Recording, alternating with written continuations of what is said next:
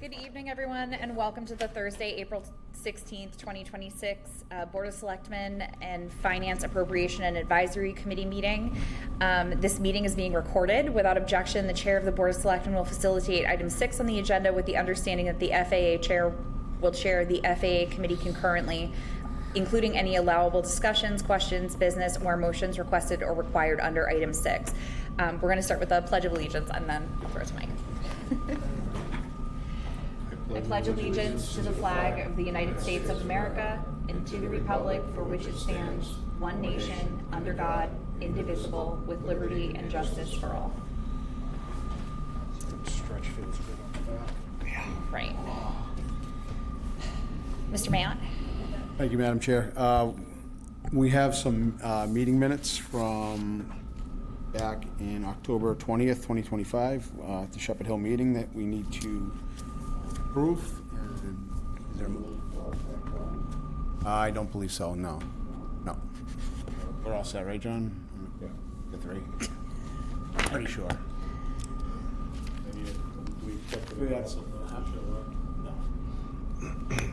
We can wait if you want. We're gonna meet one time on the 4th, I think, so we could. All right, we could get through the recommendations and just do it. All right, we'll enter the meeting minutes on the next one. Okay.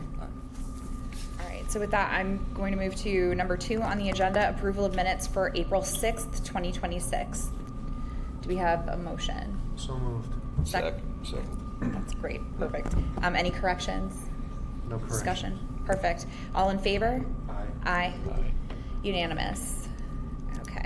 Next up, appointment of Guy Horn to the Master Plan Steering Committee, term to expire June 30th, 2027. Is Mr. Horn here? No. Okay. Madam Chair, this Yes. is for the $150,000 grant that we were able to get to update our master plan, and Mr. Horn has served a long time on the planning board. I highly recommend appointing him to master planning committee. Perfect. Any comments? I'd Gary, like to make a motion. go right ahead. I'd like to make a motion, we appoint Guy Horn to the Master Plan Steering Committee, term to expire June 30th, 2027. Second. Okay. All in favor? Aye. Aye. Unanimous. And thank you, Mr. Horn, for doing this wherever you are. Okay, next up, a common victualler's license for El Rinconcito Feliz, 185 West Main Street. Is the owner here? Hi. If you could come on up and just introduce yourself and... My name is Claudia Cifuentes. I'm the owners of El Rinconcito Feliz. And it's an ice cream shop and more. Ice cream shop and more. Perfect. Not sure what questions you would have. No, just wanted to kind of get a rundown of what your business is and like... So it's like an ice cream shop and more. It has going to have milkshakes, burritos, crepes, mini pancakes, anything sweet that you can think of. Fabulous. So I'm looking at the paperwork. It looks like everything's in order on our end. The assistant TA isn't here tonight, but she told me that A and B paperwork is in order. Perfect. Great. Any questions? Do we have a motion? Mr. Siganovich. I'd like to make a motion that we grant a common victualer's license to El Rinconcito Feliz. Did I say it right? You did. 185 West Main Street. Second. All right.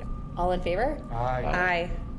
Thank Unanimous. you. Thank you Welcome so to the much and town. good luck. Thank you so much. Good luck. I saw Hope tacos to see you there. Good Yeah, job. I'm Yes, tacos. excited. Tacos and burritos and ice cream. Another Sign place me to up. go for lunch during work, right down Exactly. there. The I happy get my corner, skateboard. right? El Rinconcito Feliz, happy corner. Yes. Happy corner. Sorry, All right, next up we have another common victualler's Yes. license for Emily's, 110 West Main Street.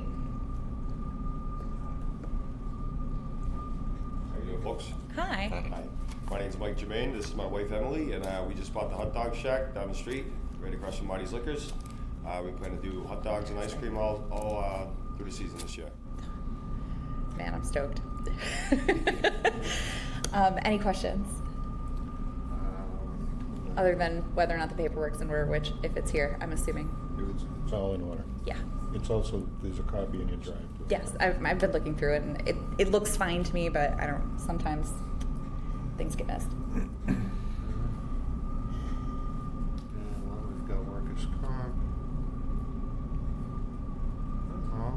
Looks good. Everything's good? Perfect. Great. So do we have a motion? Yeah. Madam Chair, I'd like to make a motion that we grant a common victualer's license to Emily's, 110 West Main Street. Second. All in favor? Aye. Unanimous. Thank you for coming in and Thank you as good well. luck. About ice cream. There's never enough ice cream, let's be real. No, I'm not complaining. I'm just pointing out. Okay, next up, public business. Harper's payroll implementation update. So we do have an update on Harper's. In working with the vendor, it came to light that there were a couple of things that needed to be updated as far as cost centers that were set up in the system and active employees.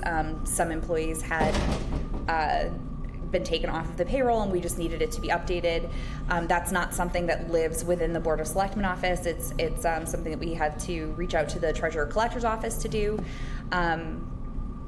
We did send that comparative list over last week, and they are working on it. Hopefully it'll be done by Thursday of next week, and then we'll be able to start working through testing scenarios with our small group. So the first group that's going to be testing, we want them to go from the very beginning of being like uploaded into the payroll system through like submitting a timesheet, submitting vacation time, like testing all of that stuff out. We're going to make sure that everything is done with the small group first, and then we'll figure out how best to roll it out to the rest of the departments for more training. I know that a lot of departments have already kind of gone through some of the training and have been in the system, but a couple of things have changed, and we want to make sure that everybody's questions are answered and it's as seamless as possible kind of going forward.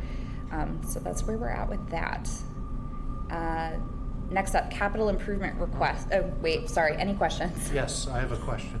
Do we have, I don't know if it's you or the accountant or the treasurer, do we have like a project manager, someone who is like centrally organizing this so that it's not so fractured? It just seems fractured, do you know what I mean? Oh, it is fractured, to be honest, and we don't.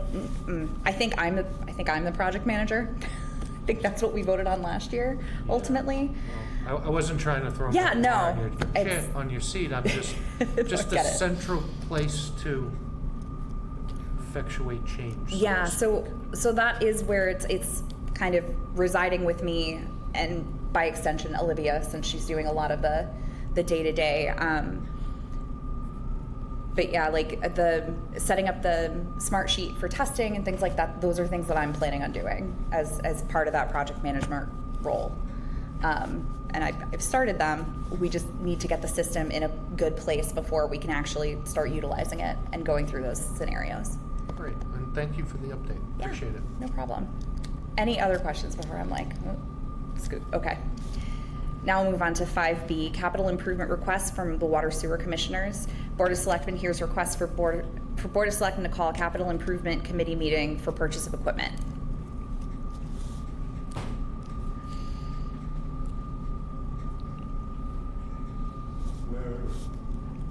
Wherever's comfortable.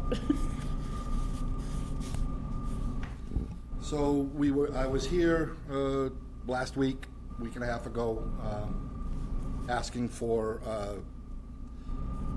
the ability, well, when we went through the warrant articles, to approve a warrant article to purchase a multi-use trailer that would allow us to, actually, as we looked into it more, will help us to save considerable time and money.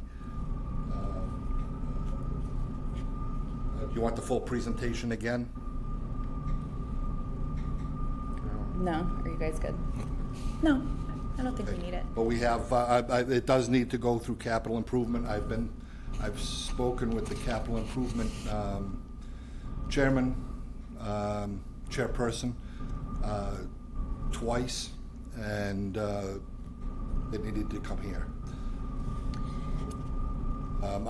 We do have some more notes as to some of the, we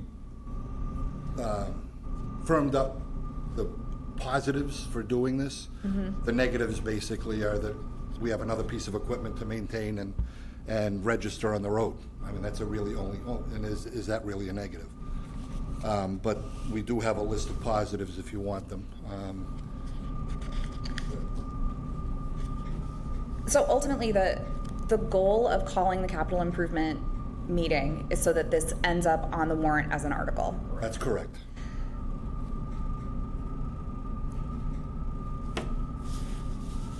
So I guess my question is why wasn't it submitted? So, Yeah, if you could. The timeline here, so this is for lead service line inspections, which is a mandate by the state DEP. So about 2 months ago, we got our notification from DEP as to what we would need to do and the percentage of the town that we would have to investigate. There are a couple of ways that we could do that. One is we could spend money. Either way, we're gonna have to spend money. We have to either hire an engineering firm to outsource it to a contractor to come in, or we can buy an asset and then the town has an asset. So the best way I could describe it is, our primary operator actually came up with this analogy. You can go to work every day using an Uber. You're still gonna get to work. You've accomplished that. But if you bought a car, when you're done going to work, you can still do other things. And that's really where this is coming from. This would allow the department to do the lead service line inspections ourselves in-house this year and all the subsequent years that we're going to be mandated to do it, versus paying an engineer one time and then having to continue to pay an engineer year over year. So no matter what, we have to spend money this year, whether or not we spend it and have an asset for the town, or we spend money and just give it to an engineer and a contractor. Sure. So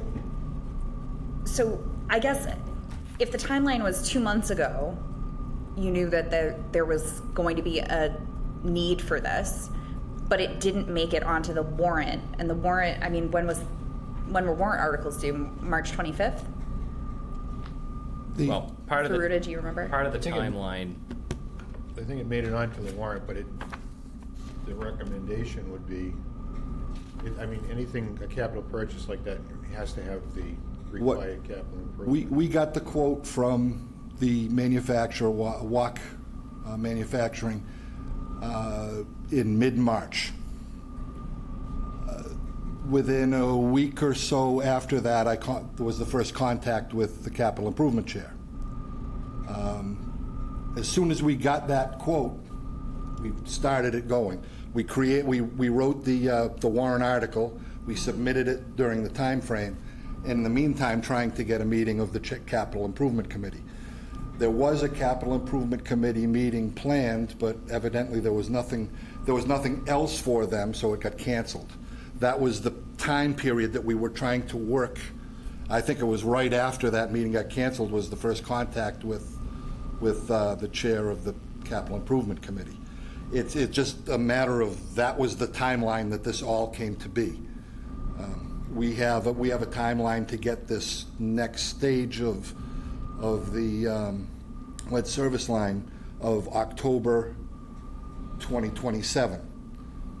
That is going to, the amount of work that's required is going to require work in 2 summers in order to get it completed, and in order to get it to so that the report can be written for the state. Yeah, so if this pushes to fall town meeting, the timeline from the time we can procure the equipment to do the work does not work, so we're back to hiring a contractor and engineering oversight. So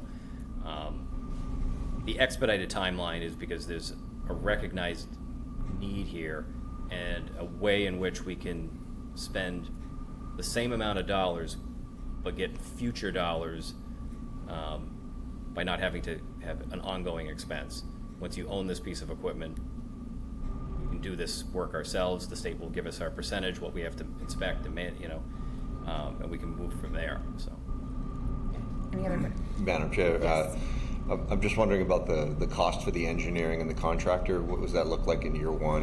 to year one is like $250,000. So about 40% of that is the engineering cost, and 60% of that would be vacuum excavation to actually send out a contractor to each service area to inspect.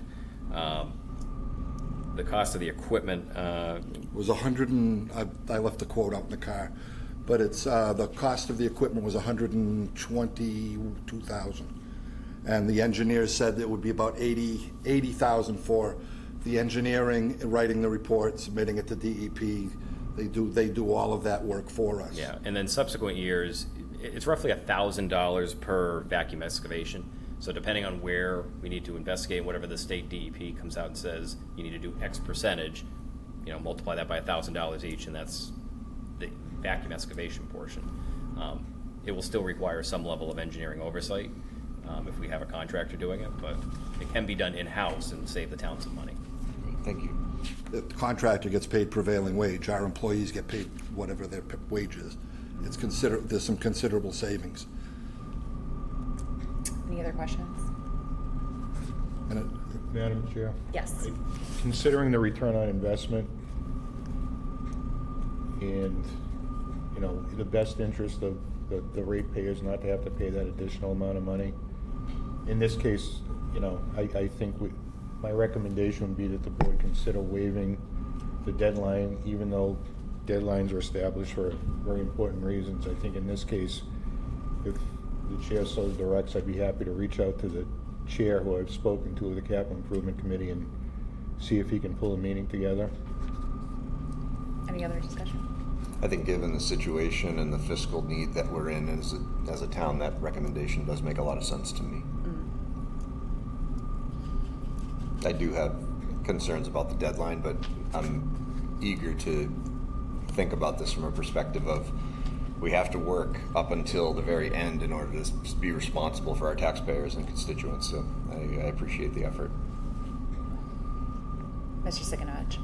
If you buy the equipment, do you still need to pay the engineer? there is a portion of the project that, yes, the engineers do. But it's, we don't have a concrete number yet, but they said that originally it would be between $230 and $250 for the whole project. Then when it came up to splitting it, with many other communities have gone this way, or other communities our size have gone this way. When we asked them what the split would be, if we didn't have them hire the contractors, what would it cost? And they told us an amount that was right around $80,000 to do just the engineering oversight and all of the engineering and that's involved. Yeah, the 250 number there that I gave you, that engineering cost includes construction administration, so they're coordinating the subcontract. Like, that would be reduced. I don't know what it would exactly be, but somebody needs to put their stamp on it, submit the report to DEP. There is cost, but it's significantly less than if they're managing a construction project at the same time. And then it's 124,000, 23,000, somewhere in that range for the trailer. I know one of the selectmen, I think it was Selectman Sullivan, asked last time who would, if it's a sole source, who would do the maintenance on it. It would be much like a fire truck or an ambulance or a cruiser. Well, you buy the cruiser, it's got a radio in it already. You buy the truck, it's got a radio in it already. If the radio goes bad, you don't send it to the garage. You call the radio folks, and they fix it. It would be the same thing with that, and all of the warranties would be with the individual pieces that have been built into the trailer.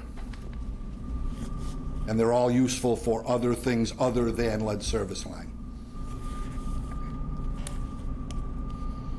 All right. If there are no other questions, what is the board's pleasure?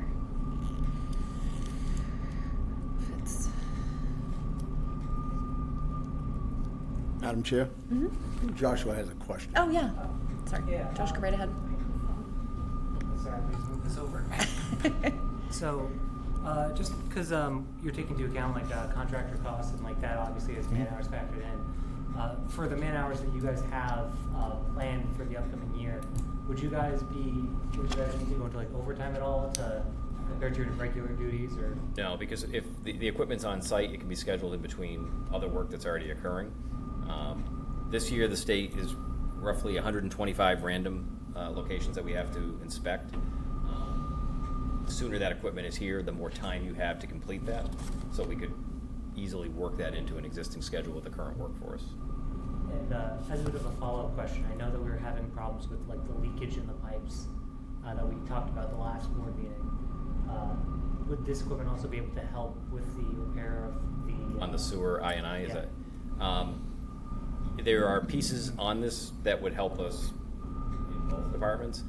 It primarily would service the water department. Valve exercising, which is a program that the town doesn't currently have a robust program with. This would allow us to do that. It would also take some burden off of manual opening and closing gate valves. I don't know if you've ever opened and closed one under pressure. You get rotator cuff issues, you do it over enough time. This actually has sensors on it so you can see what the torque is to see if that valve is failing. It's an asset the town doesn't have that would definitely benefit and professionalize the department even further. So there's a lot of pros to it. The issue, and I think the reason we're standing here is the timeline that we were thrown to try to execute this makes it challenging. Thank you very much. Okay, do we need a motion on this, or can do I just direct you to? If it's so directed, I'll call Paul Kahn and we'll see if we can get a meeting together. I can't guarantee who's Yeah. gonna be available, but Yeah, if you could try to get a capital improvement committee meeting together, Yeah. that would be good. now we go on the May, yeah, it's gonna be tight. It's gonna be tight, but, Because the FAA will need to make a recommendation on it. Or they can defer the water sewer commissions, right? Do they have to be done in a certain order? I know what your recommendation would be. What's that? I bet I know what your recommendation would be. No, but I mean, the different, I mean, that's, yeah, I mean, we're here because. It has to go through capital improvement in order to be acted on for purchase, so. Oh, okay. So, let me, Madam Chair, without objection, I'll see if I can get a meeting together quickly with the capital improvement committee okay. for the purposes of a purchase that will save the ratepayers money as presented. Yes. And time of day isn't an issue, as much of an issue for us at the moment. It could be either one of us or one of our full-time folks to meet with them.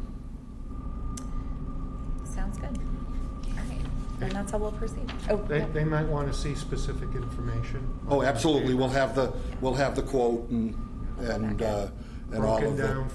for engineering, like Absolutely. Lucia said, the anticipated That'd be- man hours, and do a little cost segregation. Sure. Okay. Awesome, thank you. Yep. Thank you. Okay, next up, what we all came here for, the fiscal '27 budget. Come on down.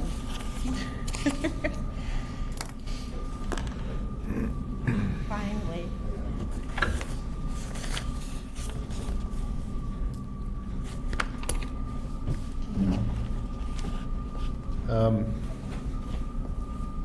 I guess I'll ask both chairs, do you want to start with the line items? The line items that have been cut in order for us to balance? You want to go over them line by line, or review them quickly, or? You can if you want to go over the revenue first, or? The revenue hasn't really changed, I'm sorry. Let's go with the revenue first. Okay. Is that okay, Madam Chair? It looks, it's pretty fixed from the last time we took a look at it. I believe we looked at it, so, and I'm presenting here just the general fund Mhm. revenue, not the enterprise. All right. And we also did review with the finance team, Monday, Tuesday? Tuesday. Lisa's here, Rich is unavailable, but we went over the revenues too, and we're in agreement that this is about as close as we're gonna get for now. I did notice that you went up a little bit on your new growth On my what? New growth projection? That went up a little bit. Yes, one from the other, in speaking with Lisa. Not much, but No, in more of an effort to get things to reconcile. local receipts did go up a little bit from the last time. Yeah, Lisa- yeah. Maybe Lisa wants to come up. a little Yeah, bit. Lisa, do you want to come Come on up. Have a seat. In case there are any questions. I can't hear Sarah. Am I on? Yeah, this is a little bit, All right. So there's not a whole lot of wiggle room. I mean, you have to be really conservative in the process, because DLS holds you accountable. So, so as we look at it, and this went through February. The last one that you had said January, but it was the February numbers through. Okay. So, and John and I were faced with trying to, I think last time we were here, we had a $600,000 swing. right. So we were trying to close that gap so we could present a balanced budget. So in the process, we did adjust these numbers a little bit, but nothing, Matter of projecting Yeah. without over-projecting. yeah, conservatively keeping in mind. So, and then state revenues, you know, if you've been doing any reading about municipalities, the state is actually giving less and less money. So everything is tighter and tighter, and then we're held to the 2.5%. We got some additional bad news today, right, with the House budget? Yeah, it's not final. We could, last year, the governor's budget came out, and she funded one level, and then the House budget came out, and they decreased one of the line items. And when the final, what's it called? Unrestricted government, unrestricted local government aid. Yeah, but Was the reduced by- final budget, there's the governor, there's the House, there's the Senate, The and then there's conference the committee. Conference Yeah. committee budget. They went in between the House and the governor's budget, they went, so we're talking, it came in $39,000 less than what the governor proposed. So, not a lot of money we're talking about, but still a decrease. And the numbers as we move forward tonight, I got that late this afternoon, so they're not baked into the pie here. Okay. But, so pretty consistent with Yeah. the last time you saw this. Okay. And I do want you to know that, Rich notified me yesterday that the March revenues are ready for posting. I just have not had an opportunity to post them yet. So that'll be interesting to see if there's any, it's a check. Check the reasonableness of the numbers that we're projecting here. So that, on that note. That's just on the excise tax, right? What? Is that excise tax? Is that? Well, excise tax has a heavy amount coming in March. March, yeah. So, and we have the final quarter go out in April, so, When you mailed out the final, was there a difference in the amount? what do you mean with the final? Well, when you mailed out the excise tax bills. I don't know the excise. Lisa could speak to Yeah, that. question? Question, year over year, were we seeing any kind of? This year, it seemed like the first commitment that went out, the big commitment, was more than last year, Right. which I was surprised. Because we Hopefully thinking we people are get it. keeping their cars longer. Right. But yeah, there was it was more than last year. Okay. Hopefully it plays out all the way, so, okay. So, and then if we want to move on to expenditures? Yeah, the bottom line revenue projection is 907,000 more over last year, right? Yes, Yeah. yeah, that's. So keep that in mind as we go through this. All right, and it might be a good segue to go into the PowerPoint, or do you want to do line item by line? Well, item? let's- Just I think if we- summary level. If we have any questions, maybe it makes sense just to look at the absurd cuts that I've made to these budgets. Yeah, you can go over that. Okay.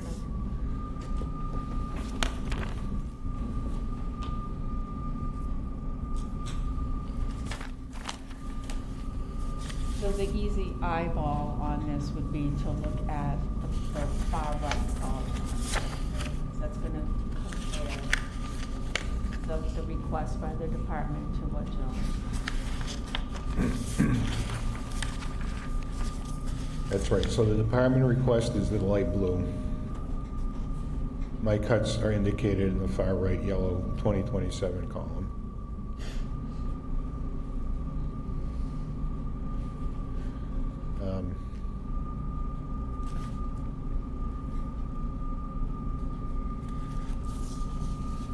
So if you look at administration, for example, I'm sure at some point it looks like there's highway admin services. It's budgeted at $55,400, which looks like an increase. But what it is, the shift of line item, it was half funded in highway, it was partially funded in the charter IT account, and the remainder of it was funded through the highway admin services budget. We've just consolidated it at Rich's request into one line item. So that's not an increase, that's just consolidating several line items. I'm very concerned about the legal budget, considering what we have going on. The water line, the PFAS issue, the agreement with Gentex, union negotiations. My request was $102,000. I've lowered it to $35,000. That should get us about 25 minutes into the new fiscal year. But what else? Operating expenses in DMC West Main Street. We pretty much requested the amount to actual. So my request reflected where we stood right now. Doesn't take into any unknown inflationary issues that might arise over the next 12 months or so, but I've reduced them slightly from 63 to 55 and 31 to 225 respectively. And one item that I do want to bring to your attention, which I think is important, is the grant and project design line item, which is at the bottom. We've received over the past several years over $4 million in grants because the town decided to fund that line item, which I used to pay engineers and CMRPC to get us application shovel ready for these grants. I just don't know where else within my budget to go with it, so I've eliminated it. I made that decision based on the amount of grants that we currently have in the queue that are going to need 12 months of oversight and supervision.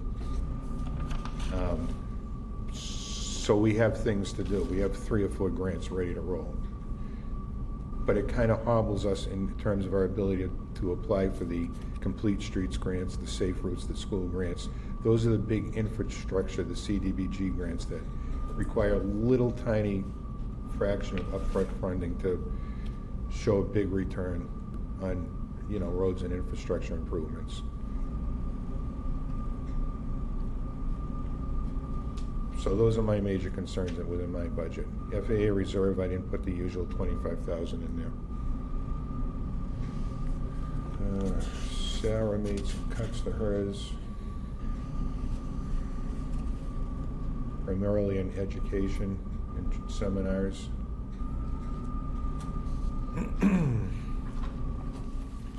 Information technology, we had to back down on some of our cybersecurity, but I'm comfortable with doing that right now because we've shifted we've outsourced a lot of our services, so a lot of the basic cybersecurity monitoring now is done by retrofit as opposed to a separate vendor, as well as the help desk. That kind of happened when Amanda, who used to do a lot of our IT service coordination, took another job in another town, so we've really backed down on the extras like Canva. I think that it's a small subscription, an annual subscription. We use that for our communications on the website, social media, that sort of thing.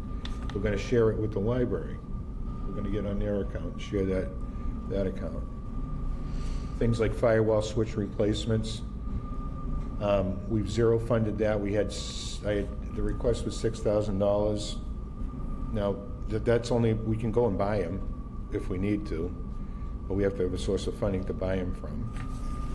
And it puts us out of service. If the sonic wall, for example, went down in this building, it would take longer to go and find the correct one, purchase it, have it installed, as opposed to having it on the shelf which would be a much quicker switch out. But we cut that. Before we move out of Infotech, so the licensing for Office 365 is zeroed out? It's zeroed out, but it's now under the help desk line item. Got it, okay. So we pay Thanks. retrofit management, we pay through our contract with retrofit.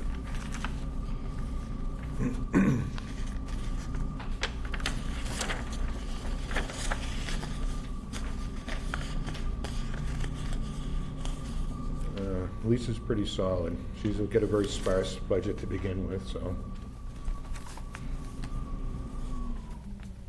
Rich was unable to come tonight, but we agreed at the finance team meeting on all of his numbers right now. He doesn't love them, but he agreed that this would, this is what he would have to live with.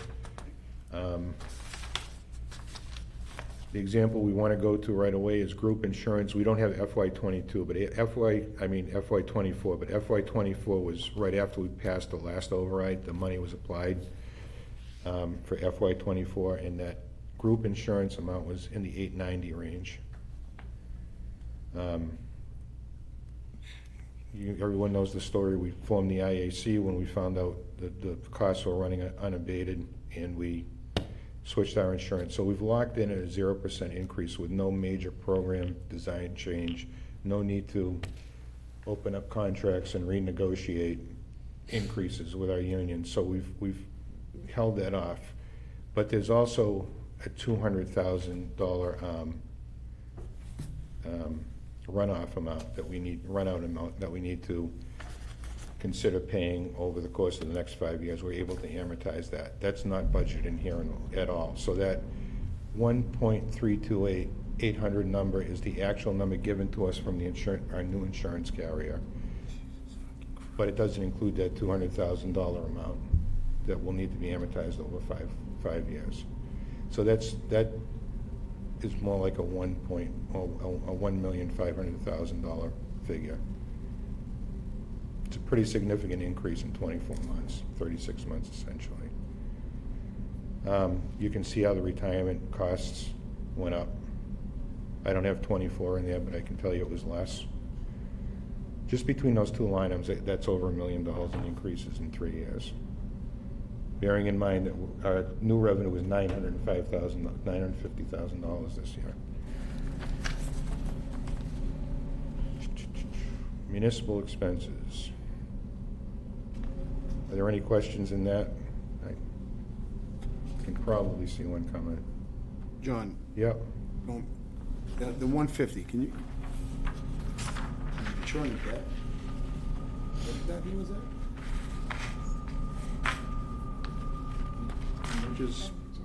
What was it? The maturing debt of 738, 780? Yeah, why Yeah, is it? sure. We can borrow, that's scheduled borrowing for a playground and a police vehicle. Yeah. And we will defer that to do the borrowing in the first quarter of '27 and for the payment until '28. Okay. So we're delaying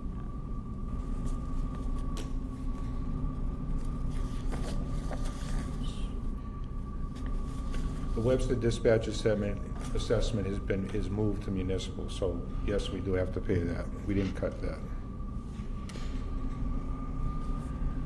And I did cut OPEB, that other post-employment benefit. That's the catch-up amount, which we'll never get to for future retirement liabilities. What else? All right, I'll beat you to it with the questions, Madam Chair. Dams, we generally do dam inspections. We're a little ahead of the game, and we have a couple of dam projects with no end at the end. Coming up in the FY '27 and beginning this year. One of them is Carpenter Pond Road. The other one is construction to address another dam. So I think we can sneak by not funding that right now, but we may have to take a look at that in October to see where we stand with those inspections. And of course, if we don't complete the inspections, there's a fine through DCR attached to that, so that turns into a whole nother thing. But I think we're okay with not funding that right now. The COLA merit pool will be, when you notice salaries for clerical, those haven't been applied yet because we're still in the midst of union negotiations, but that's going to be used to be applied in some way, shape, or form to whatever we finally negotiate with the clerical unit. Cap landfill compliance testing. So I was able to get a grant for $1 million through DEP, which could be applied in one of two ways. One could be to offset the cost of construction on the new water line, or a portion of it. The other portion, it could be reimbursement costs for the ongoing testing and remediation, with the exception of the installation of filtration systems.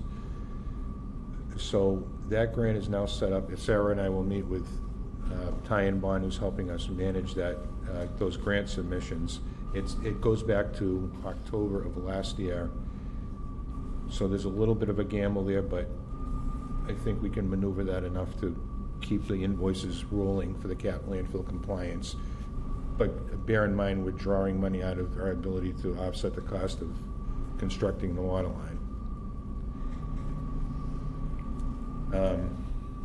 So we're using an outside source of funding to try to go ahead and fund that. It's another reason why I'd asked to borrow at the last town meeting and it was defeated. It was just to give us a little bit of breathing room and not pull that money out of our operating fund.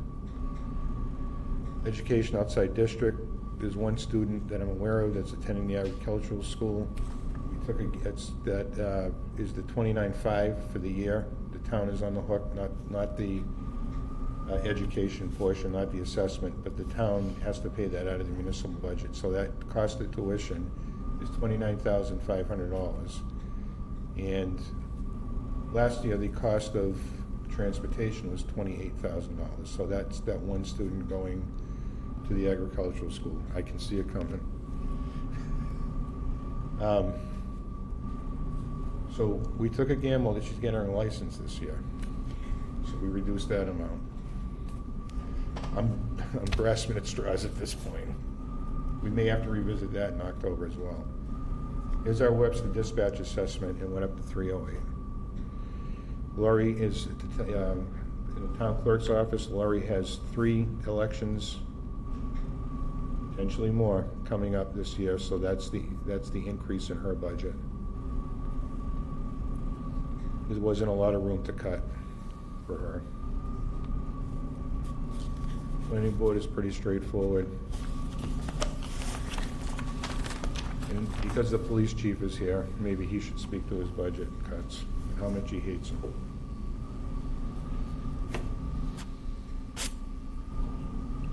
I just want to reinforce that there's been no cuts to salaries or positions for public safety, with 3 exceptions that I will go over afterwards. The current budget that's recommended by the TA is there's no cuts to any patrolmen, any sergeants, any personnel. The biggest cuts that you'll notice is that new detective position that was completely cut. Expenses was cut by, I asked for 70, it was cut down to 40. Problem with expenses is that there's a lot of items that went up in price. As I mentioned before, tasers went up significantly in the last couple of years. So this will get us through most of the year, but I will probably be coming back to try to get some supplemental money, whether it's in the fall and the spring. The next cut was vacation buyback. Usually the vacation buyback doesn't happen until closer to the second half of the year. So again, that's going to be another item that I'm going to be probably reaching out to the board and FAA. And computer expenses, that was cut. Fuel was cut. With fuel, I'm hoping that fuel prices go down. But again, that's another one of those costs where if they don't go down, I'll be coming back to the board at some point asking for some more funds. But the biggest cut, right, if you notice, was the new position, the detective position, which I understand the town's issues with money right now, but at some point if we bounce back, I'll be coming back for asking him for that position again. We try to stretch out as much as possible. Every dollar counts. We try to stretch it out as much as possible. So we're going to try to do it again. There's a lot of expenses in here that we cover. We do the community events. We always try to have an officer out there patrolling, keeping the community safe. So we're going to continue doing that, but a lot of that money comes from overtime, which was also slightly cut. But we're going to try to make sure that we provide the same services as we have in the last couple of years. And if things run up a little bit, we'll be coming back. And with just like any other department, things come up. Just recently with one of our cruisers, the engine basically blew up on it. It's got 68,000 miles. We want to get some more years out of that cruiser. So we're looking at $8,000 just for an engine. But it's an investment for our department and the town to keep that cruiser running. But stuff comes up that we just don't expect sometimes. But again, we try to pull some money, save some money here, pull some money there, and try to make that budget go as far as possible. So if that's the necessary cuts to balance the budget. But again, something's going to probably come up either in the fall and the spring. Does anybody have any questions regarding those numbers? All right, thank you.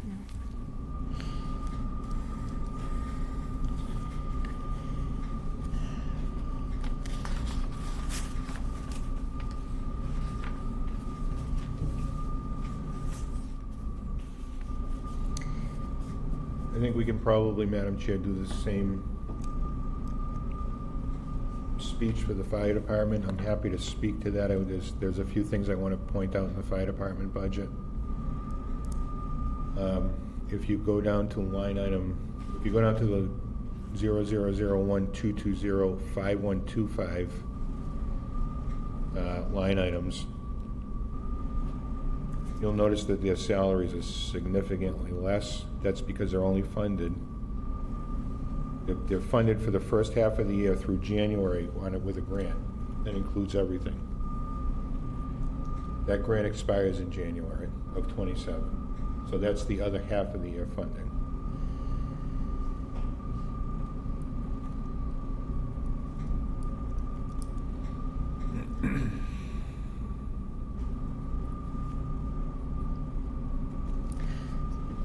So ultimately, like, where these are listed just at half year funding,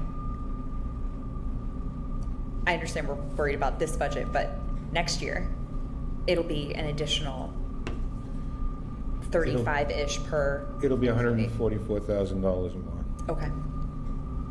Okay. Ish, right? Yes. All right.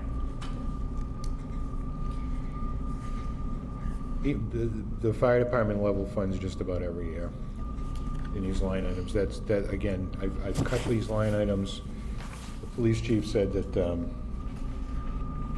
these are the TA's recommended cuts. I don't recommend this budget. This is a balanced budget that we're required to present. So.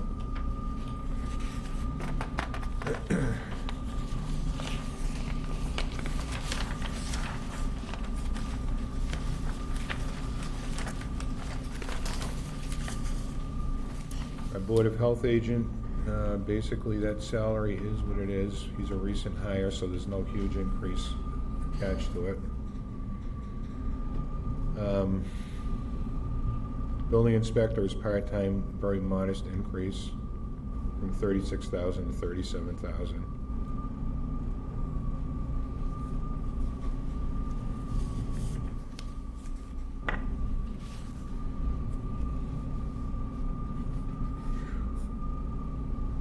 I can feel those eyes. Madam Chair, I think Mr. Mayotte wanted to, you want to say yeah. anything? Go right ahead. I mean, the school district is, what was the final number on the school? $530,000 increase, something like that.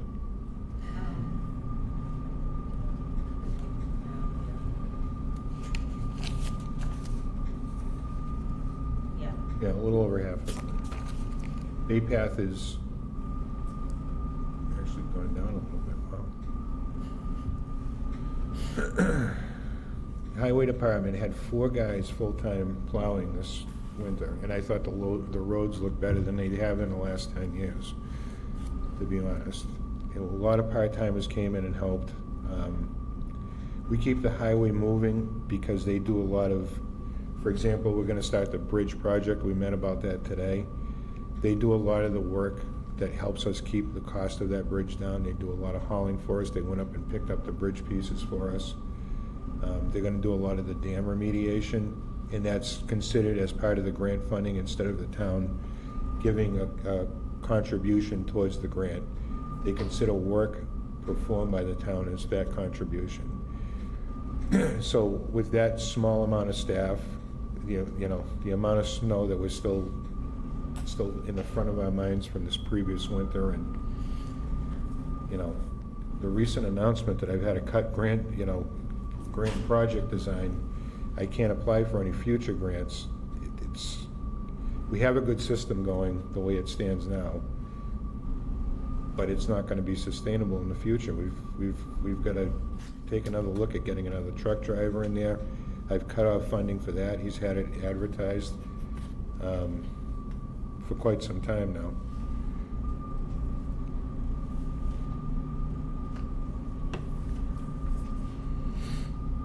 Recycling's been cut.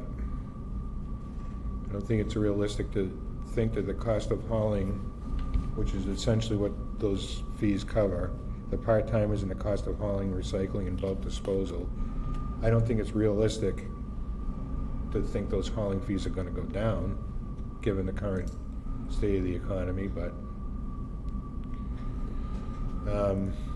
COA asks for very little. They ask for $10,000 every year for their programs. In the last couple of years, Deb Johnson has really leaned into getting some great programs downstairs for the seniors. She essentially uses $10,000 funded by the town and the rest is state funded to keep those programs alive. The lunches, the clinics that are held down there, that's been cut. Veteran Services is not bad. It cost us the salary, but he's been doing a great job getting them on federal benefits. We get reimbursed for that. So I'm comfortable with that cut. Library we left alone. They're going to use some of their state money for some of their requests, so. I was starting to get deja vu, so I didn't go anywhere near the library this time around. And that's it. Sewer and water, our sewer and water enterprise separate from the general fund.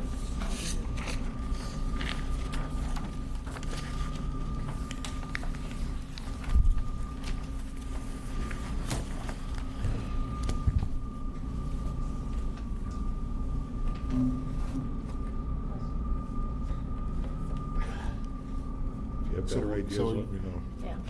You're looking at 1.3? 1.8. $1.8 million in all of our stable. No, it's this budget. Store stable if you get 1.8. Yes, Store stable. we would resource stable. What's the 1.3? That's your cuts, that's. These are cuts, I right? cut 1.3 from the 1.8 requests.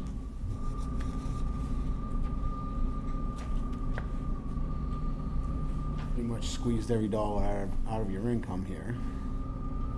So just to go back on it, we didn't touch any contractual obligations. We haven't cut any public safety, any full-time salaries. But we do have to make some cuts in Rich's office for the seasonal employee, in my office for Michelle Jervis, who comes back and helps us in the window a couple days a week, and Deb Thibodeau in Sarah's office, unless we pass an override.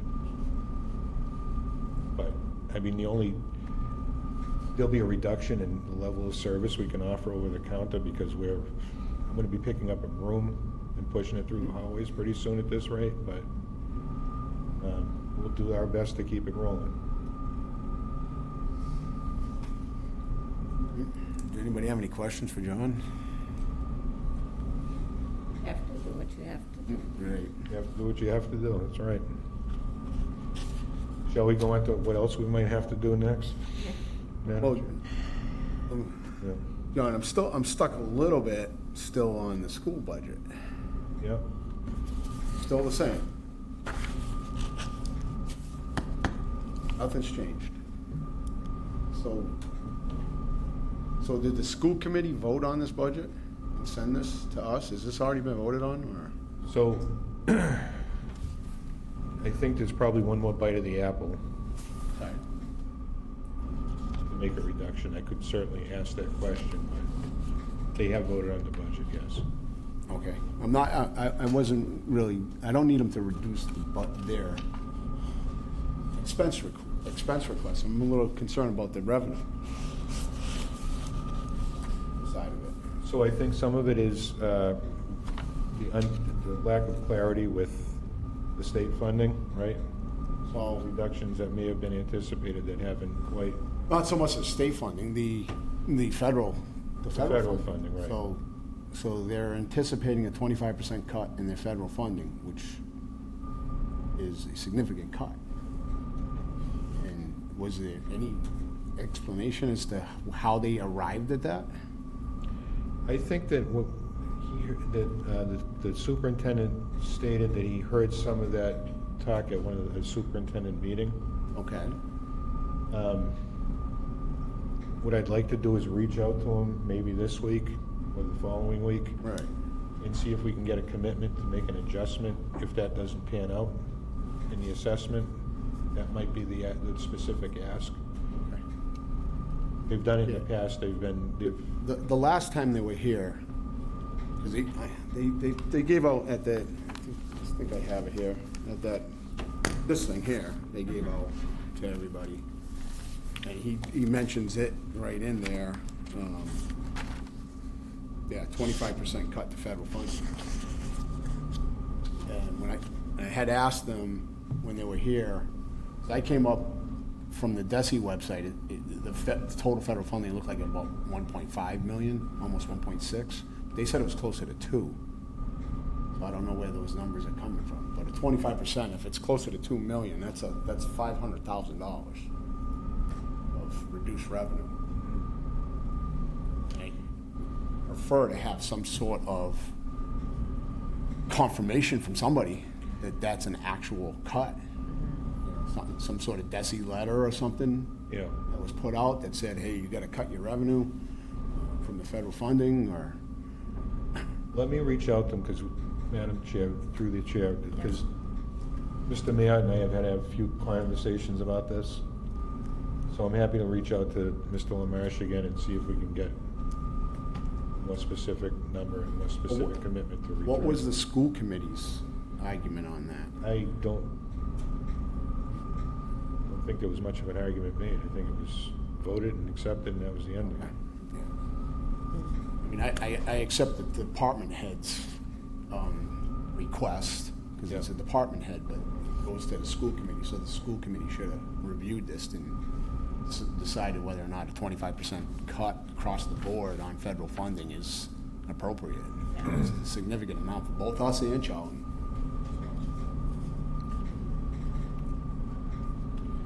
Well, I think if they're planning on that cut and that cut doesn't happen, we could certainly make the request that we want an adjustment in the assessment.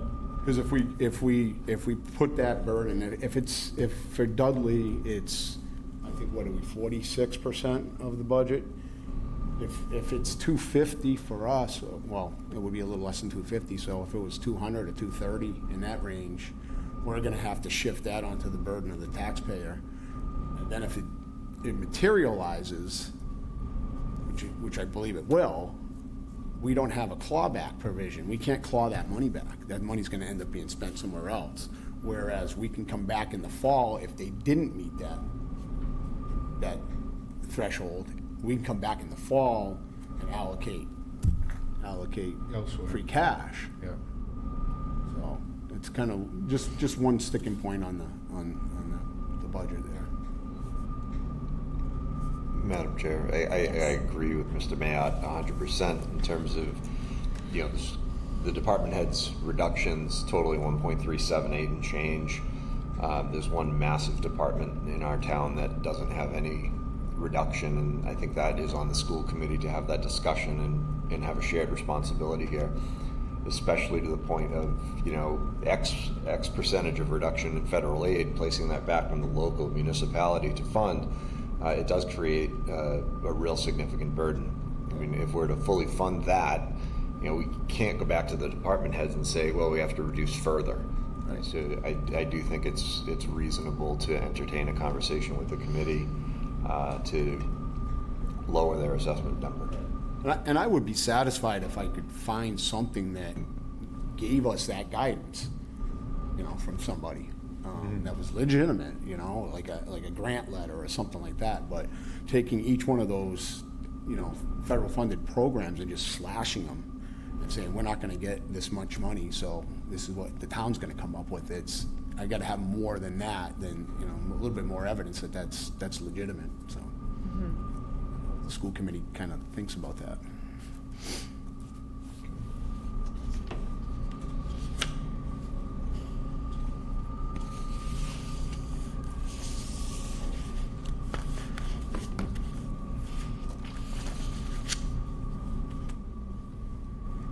Okay.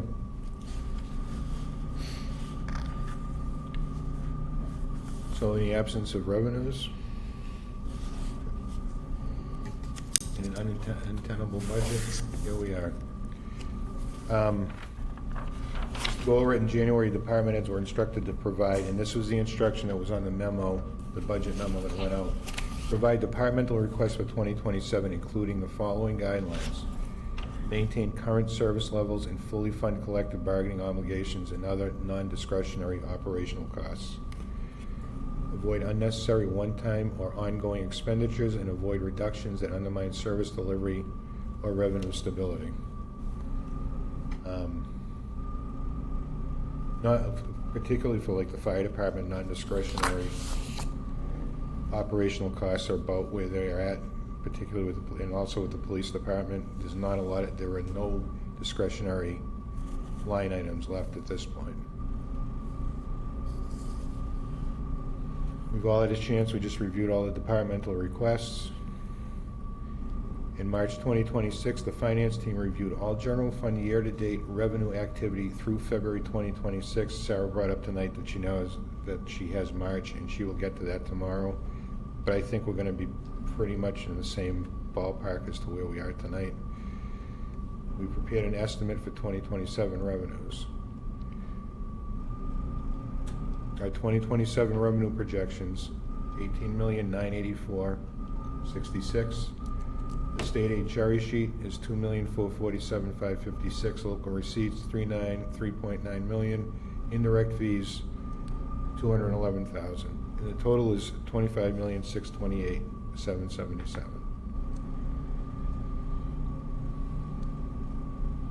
That's how we came up with our deficit. The departmental request based on that guidance that was handed out in the budgetary memo. The total amount of expenditures was $27,474,000. Our total revenues add up to $25 million, and that gave us the $1.8 million deficit.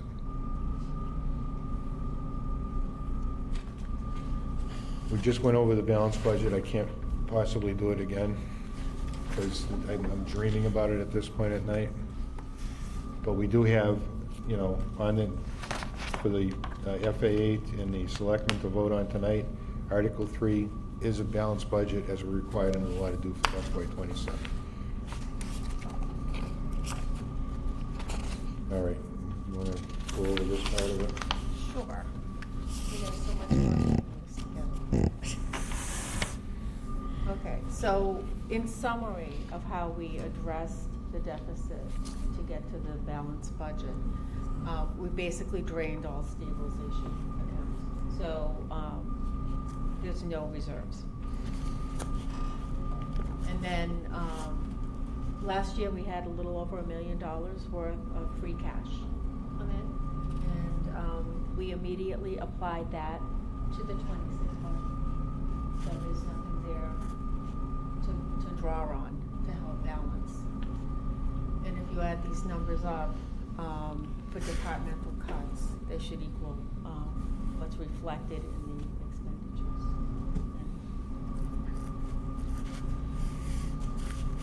So,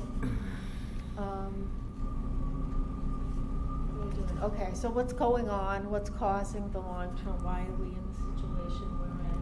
I think we hear rumors 2.5 is enough to cover. It doesn't set the stage for inflationary activity. Here we're just summarizing the increase in revenues year over year. So from 25 to 26, we increased revenues 600,000, a little less than 600,000. This year, per the budget, looks like we could increase up to 907,000. Total, over 2 years, an increase of $1.485 thousand. But And just to put that in perspective, that's why we're using the free cash and the stable every year. You take stable out, balance for July, when we get free cash numbers back in October, we put a little back in stable, and we smooth out our budget. It's a back and forth. Right. And just so you get a flavor of some of the items that, and we've mentioned them already, the big contributors of inflationary items that we can't control, that are mandatory. Education, year over year, 2-year increase, $830,000. Health insurance, $407,000, and retirement, $362,000. And then looking at contractual obligations, if you just look at the fire and the police salaries and their increases, another $409,000. So I mean, you're right behind the 8 ball right off the bat before you look at any other expenditures in the budget. So that's causing the struggle. I think the next slide is a visual. And I think the police chief spoke to the fact that maybe it was one of our internal meetings, but spoke to the fact that we're in the middle range of the market. What Oxford pays, what Webster pays.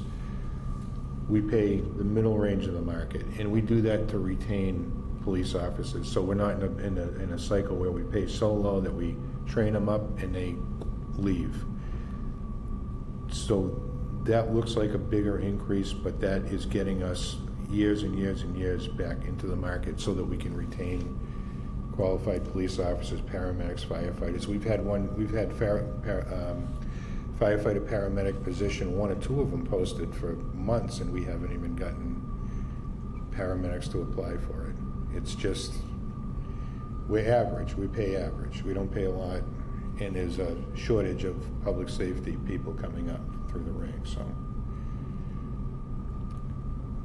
Okay, this is just a visual, so you can see we had an override in 2024, and it brought into line the revenues and the expenditures.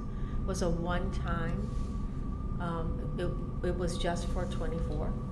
And as you move forward, 25 to 27, that separation, the orange line is your expenditures increasing at a higher rate than your revenues.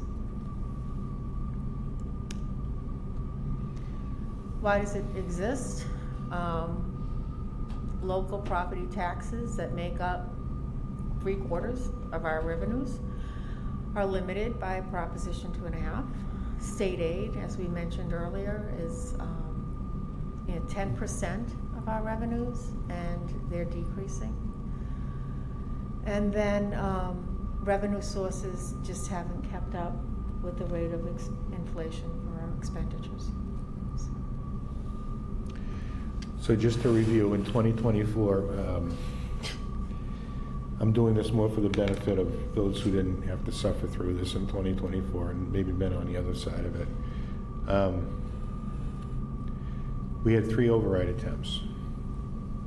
The first override attempt was for $4,846,597. That was the one that established the Educational Stabilization Fund that override was presented based on, I think Mark Abrahams at the time made a presentation to everyone.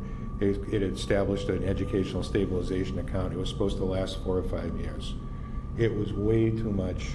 I learned my lesson. It was way too much to ask for that large of a tax increase. So that went down in flames.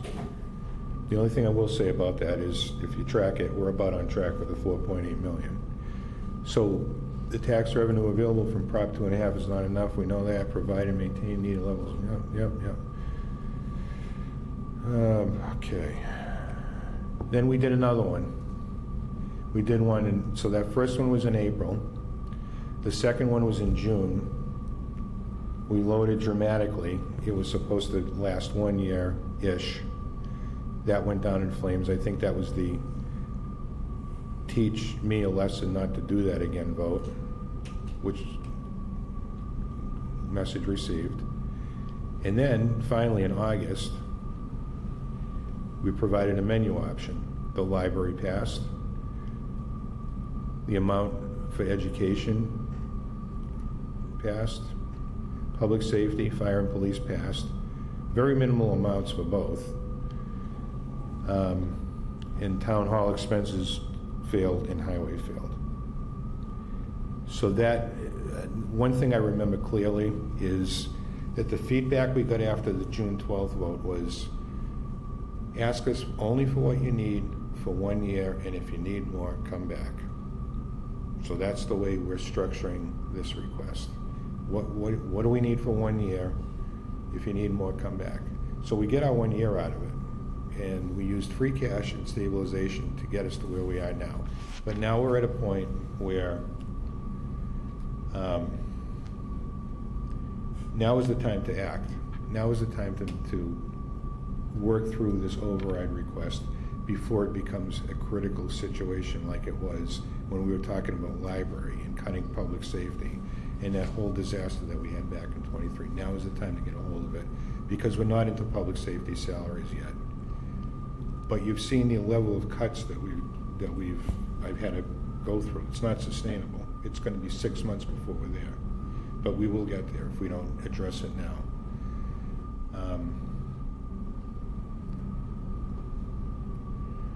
Again, voters would address future structural deficits prospectively. Okay.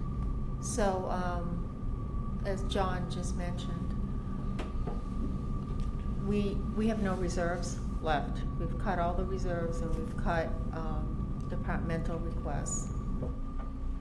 And so we would respectively like to propose an override consisting of the deficit for the budget, as noted earlier, the 1,846, 139, and then also the 144 or 143,811 for the firefighters coming off the grant, so that they're actually fully funded moving forward.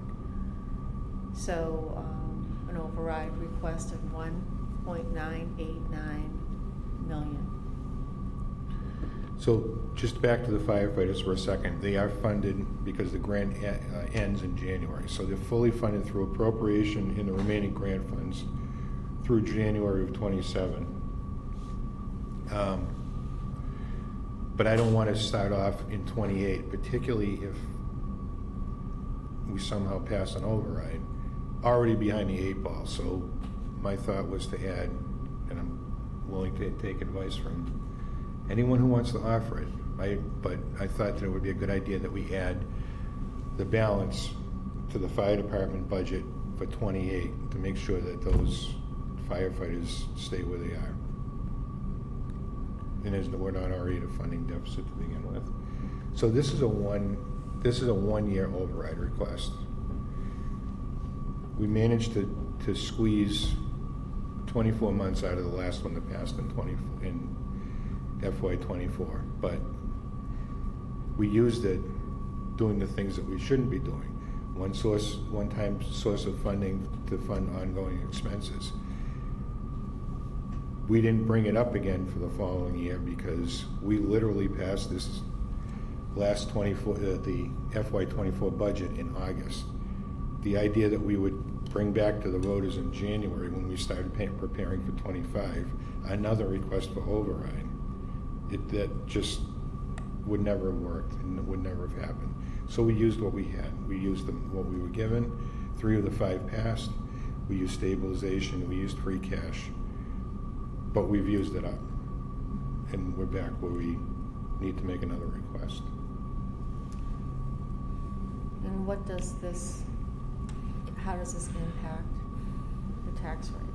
So here's your number, using the average single-family assessed value and the current tax rate, which is one of the lowest in the state, definitely the lowest in the area. So the ask again, 1989, and that ask equivocates to an additional $1.09 to the tax rate. So raising the tax rate to $11.15. So your average tax bill without an override is $45.26. The additional would be $490, or an average tax bill of $5,017, which is still low compared to our surrounding communities. So. And we base that increase on the current tax rate, right, Lisa? Do we anticipate, it's hard to go down that rabbit hole when we don't know exactly what the tax rate is set. We learned that from our last 3 override attempts to get it right down to the penny. So are we anticipating a tax increase or tax decrease in '27? Do you have any idea? So assessments are going up a little bit, so I would say tax rate might go down a little bit, and that's with no override or there's no retiring debt, there's no override, there's no debt exclusion. So the tax rate would probably go down just a little bit, and then you would add the $1.09 to that. But I don't see an increase in the tax rate due to the assessments. Okay. Because if the assessments go up, the tax rate has to go down. So that hypothetical tax rate of $11.15 is kind of the ceiling.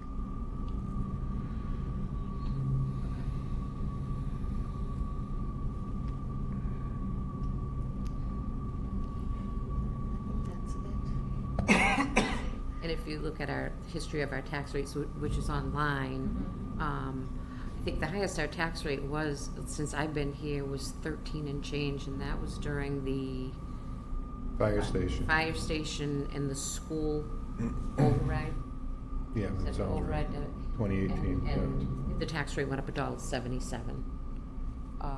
And it's come down or leveled out since then. We've never seen that high of a tax rate since. And 13 down to $10.06 now. So it fluctuates between $10 and say $12 average. So, Madam Chair, just to start thinking about it, I would really like some direction from the FAA, from the Board of Selectmen. I have a couple of draft questions. One is more vague. If this is the direction that I hope we get to, that we can ask the voters to consider 2 questions, 1 or 2 questions. One would be more vague. It would be operational costs, or a more detailed form of the question, which specifically says not so much a menu option, but it's more to cover specific line items, to put back into these budgets what I've taken out through my cuts. And I would just simply go down until we reach our 1.8 level, and that would be the question. It would restore the department head request for FY '27 and would restore our stable.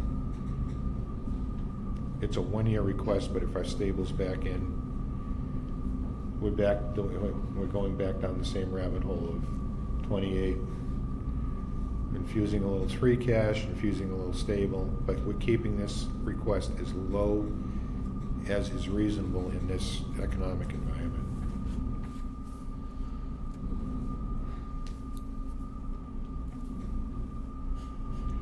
I'd like to know what the percentage is that you're asking, so no matter who you are, your taxes are proposed to go up by what percentage? Because people are gonna wanna know that. I don't have a calculator in my head. So From 2 10. years ago, you first asked for about 33%, then it dropped to, I forget what number, I think we wound up around 18% in So what's- actual. what's And the that was percentage townwide, increase? not individual. So it's 10.06, the percentage increase to 11.15, right? Everybody's looking at me. I have the right calculator. It's like 10.8%. Thank you. Goes up $40.83 a month if you have your taxes added to your mortgage payment.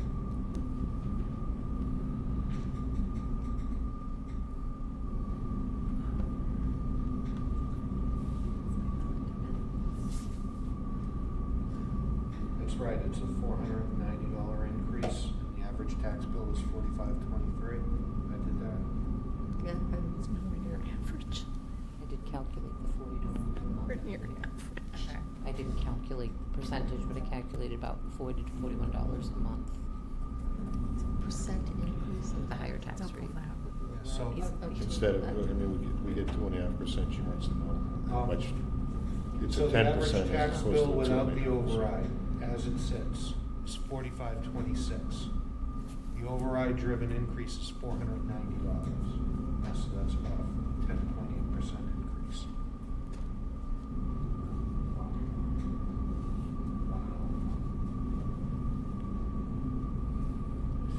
Kerry likes to hide his light under a bushel when it comes to these things. I've got more questions if you want them. Any thought to putting this on as a menu, because that's what worked last time. That's part one. Part two, what happens if it doesn't pass? Because I know that was something in the past too. If you vote yes, you get this. If you vote no, you get this.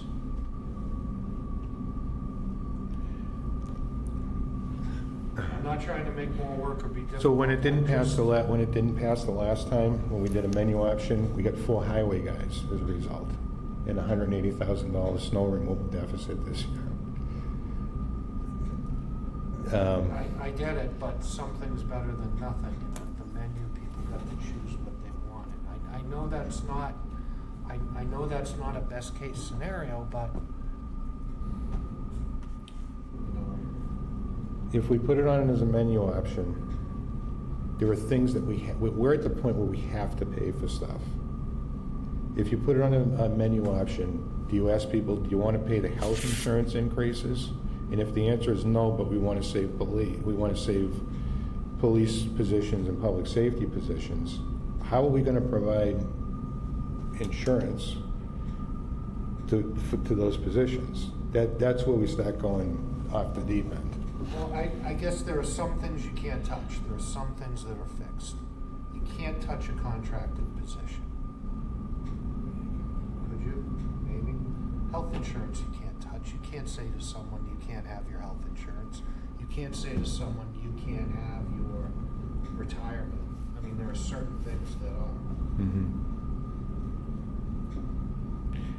It's just, it's not, there's so much non-discretionary spending here that it's almost, we're almost legally required to spend what we're spending now, or more. So a menu option.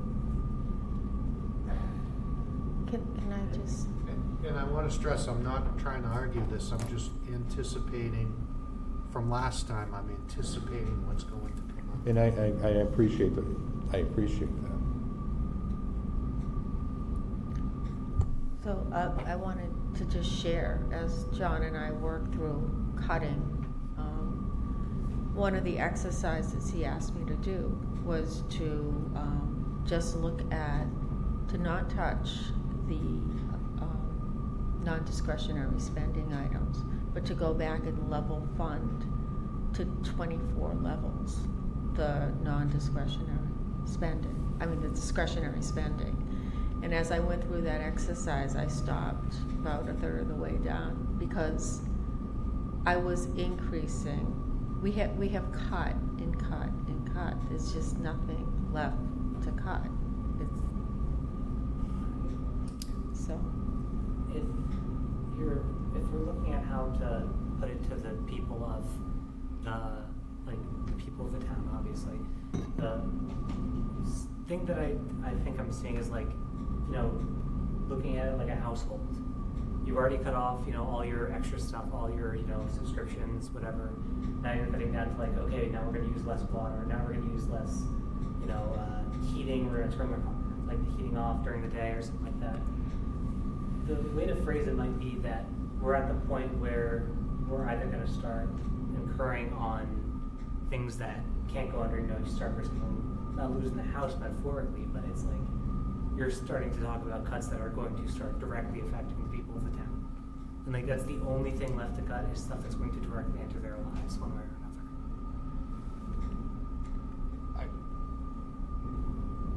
I agree, and I think that needs to be shown.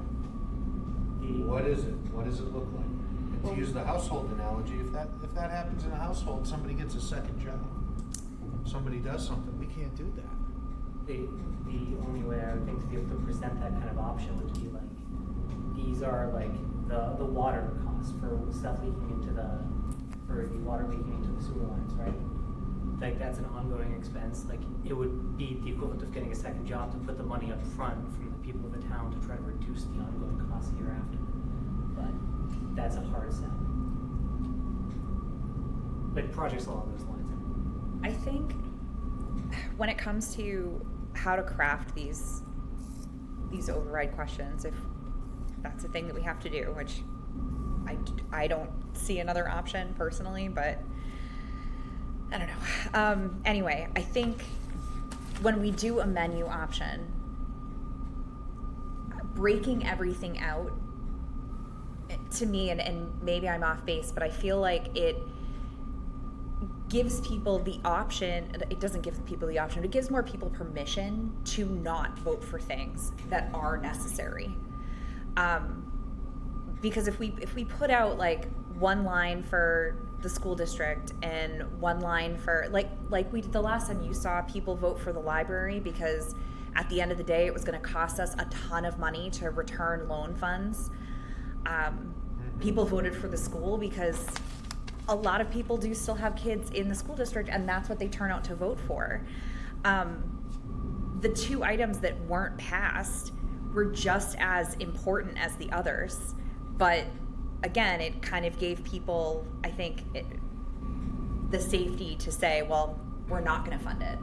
Whereas if we do one question, I mean, we're putting it all kind of on the same playing field. Like, this is necessary. We're asking for this whole price tag because that's what we need to keep the town running. And that's what we need to keep level services. I understand that, it's an increase and nobody wants to vote for an increase in taxes, but we don't have the revenue. That's just the long short of it.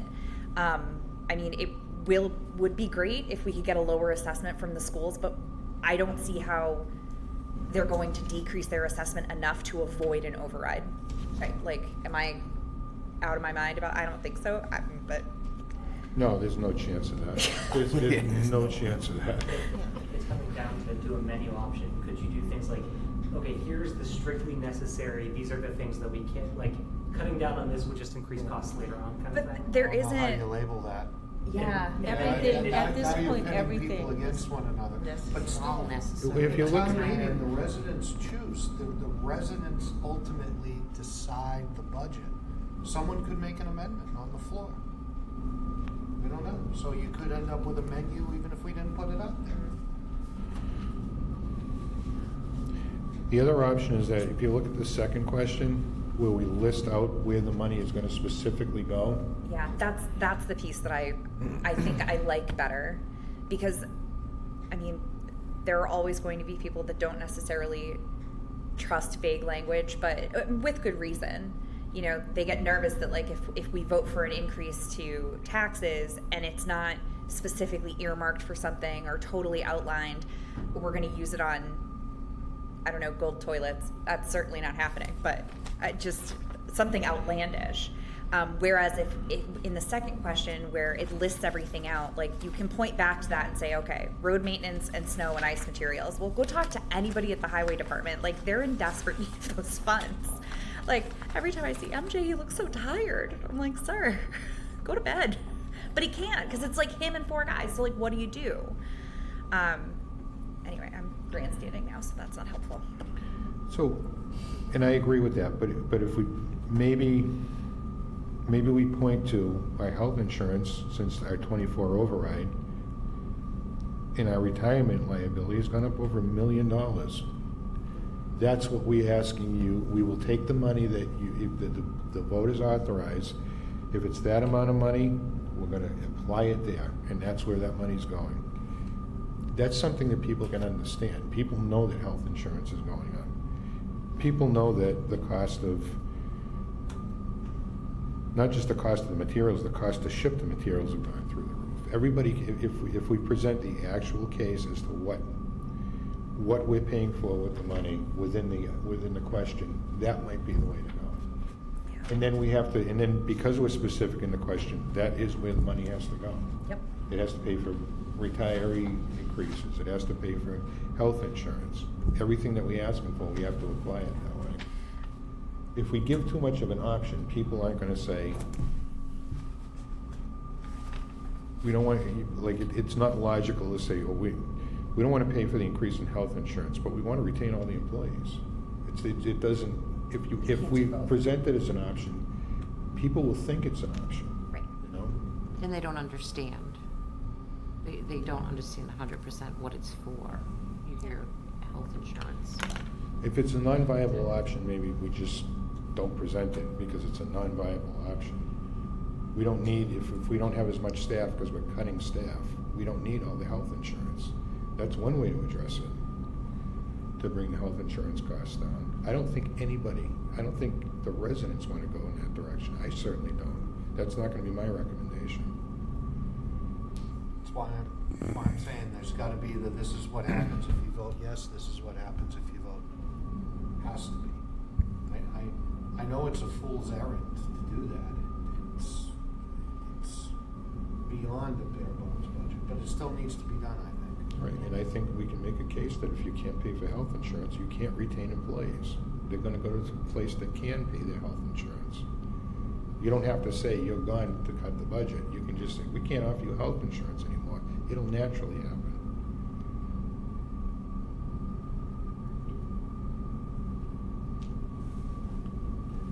I see the wheels turning. No, I'm just, Not tax season, you don't have an excuse now. you know, I'm not a strategist here when it comes to putting overrides on ballots, but I think there kind of needs to be a little combination of things happening. I think we do have to find a few small cuts in the budget.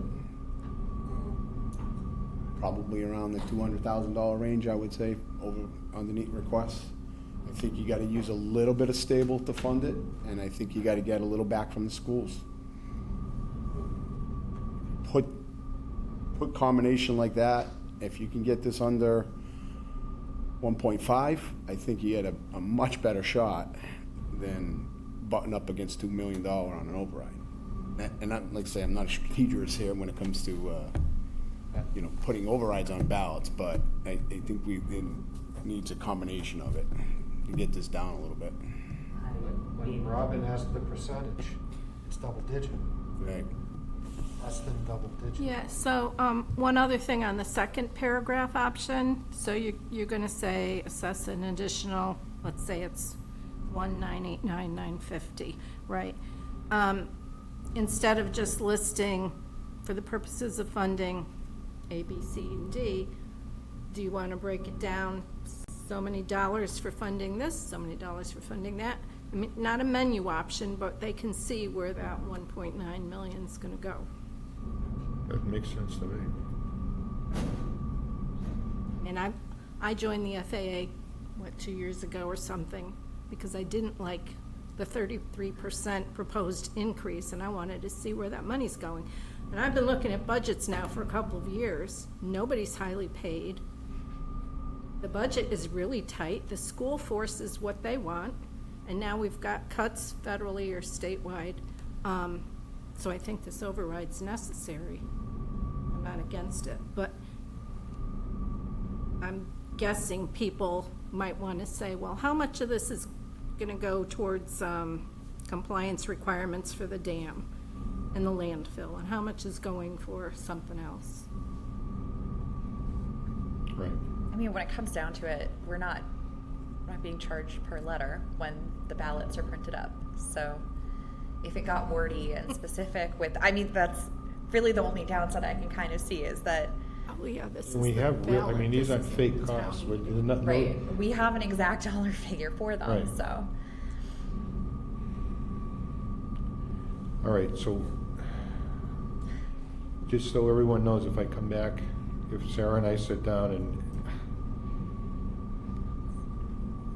if we were to lower that number, we'd be looking at having to screw around in 28 with the firefighters, right? The other half of their salaries. Mhm. And I'd be cutting out stuff like dams and grant funding and project design and that sort of thing, because that's where I'm at this point. All right. I was actually going to ask, like, you've been, as far as I can tell, just kind of like learning as I have, you've been using the grant program to get a lot of funding back for the town. Do you have any like figures on like how much that kind of like funding that program ongoingly has like been able to bring back to the town in terms of like revenue that you could put up? You mean the grants that we received? Well, yeah, like that funding that has contributed to what grants we've received. Yeah. I think he's asking for like an ROI, like we put in X Yeah. amount of money and we got back this worth of stuff. Is that Because I right? know we've gotten back, what, like 4 million in grants, right? But And 2.5. if we've been funding it at, what, 130, is that what got cut? For example, when we close out this year, because we have so many, we have the grants in the queue right now, you're gonna see money, I'm gonna ask for money to be transferred from whatever's left in that account. It's gonna be substantial because we didn't vote to borrow money for the Eagle Drive project and the cap landfill. So we've been, that money is, and I'm now moving from grants, operational money to pay for those requirements. So things like that will happen. And that's,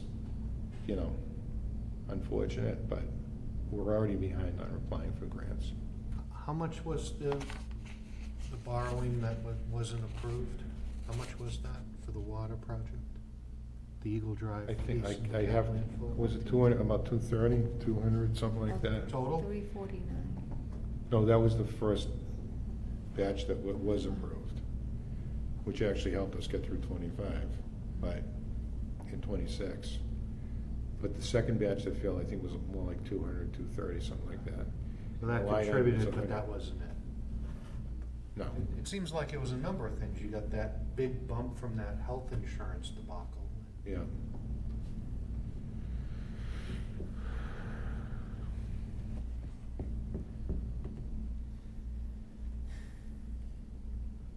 I'll come back with a few options, and can we meet again on May 4th? That's gonna be the drop dead deadline for the override. I gotta send it to legal, and she needs it by the 10th. What?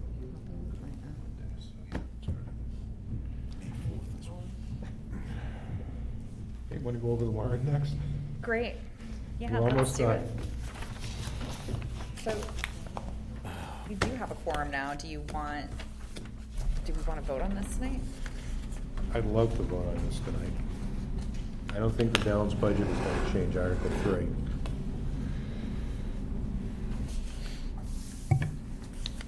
So are we looking to take a vote on all these warrant articles Thanks, so. tonight? Other than Article 3, right? Yep, other than. Well, no, we're ready to go on Article 3, that's the balanced budget. Don't we go through and say who wants to put a hold on?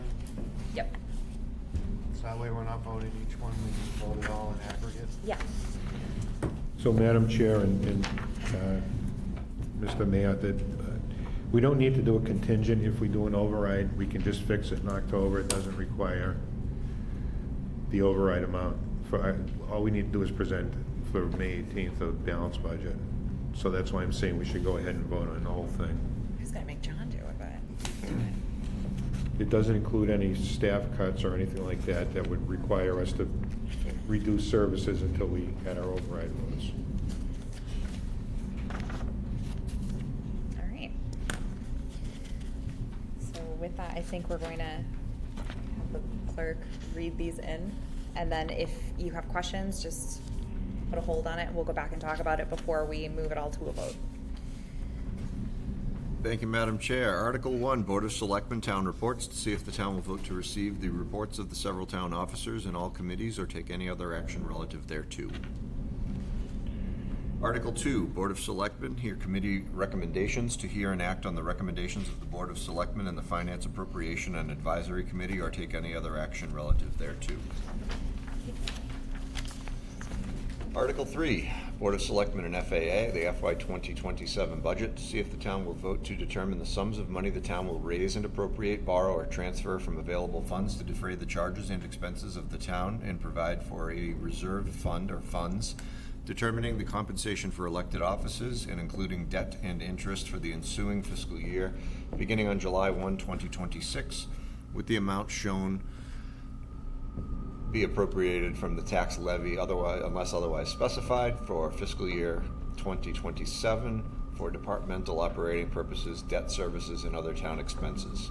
The general fund, moderator, $0, selectmen, $9,351, administration, $499,454, finance appropriation and advisory committee, $0, town accountant, $134,168, information technology, $155,136. Board of Assessors, $177,290. Town Treasurer, $4,723,078. Municipal expenditures, $488,469. Town Clerk, $218,062.